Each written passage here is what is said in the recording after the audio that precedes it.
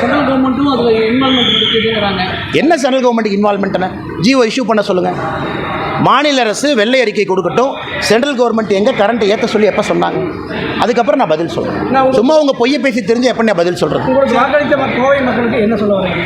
நாங்கள் உங்களுக்கு கடமைப்பட்டிருக்கின்றோம். ஒரு சரித்திரம் காணாத அளவுக்கு நம்பிக்கை வைத்து வாக்களிச்சிருக்கிறீங்க. ஆளும் கட்சி போட்ட எல்லா இடர்பாடுகளை தாண்டி வாக்களிச்சிருக்கிறீங்க. ஆளும் கட்சியினுடைய பணபலம் படைபலத்தை தாண்டி வாக்களிச்சிருக்கிறீங்க. இங்கே இருக்கக்கூடிய எம்எல்ஏக்கள் யார் இருந்தும் கூட அதையும் தாண்டி வாக்களிச்சிருக்கிறீங்க. நீங்கள் பாரதிய ஜனதா கட்சியின் மீது வைத்திருக்கக்கூடிய நம்பிக்கை அதை காட்டுது. இந்த நம்பிக்கைக்கு எப்பொழுதும் நாங்கள் எங்களுடைய உழைப்பு என்பது இரட்டிப்பாக கோவை மக்கள் குறிப்பாக அவருடைய வளர்ச்சி, நாங்கள் சொல்லியிருக்கக்கூடிய செயல் திட்டங்கள் எல்லாம் கொண்டு வருகின்றோம். இந்த வாக்கு எங்களை உற்சாகப்படுத்தி ஊக்கப்படுத்தி இருக்கிறது.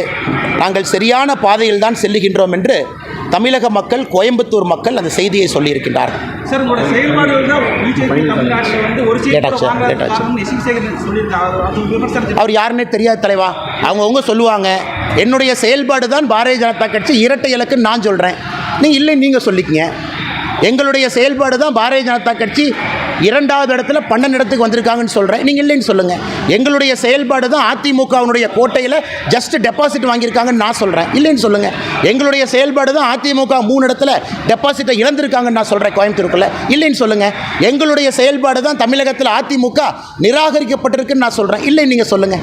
எங்களுடைய செயல்பாடு தான் தமிழகத்தில் பாரதிய ஜனதா கட்சி வேகமாக வளர்கின்ற கட்சின்னு மக்கள் சாட்சிப்படுத்தியிருக்காங்க. இல்லைன்னு நீங்கள் சொல்லுங்கள்.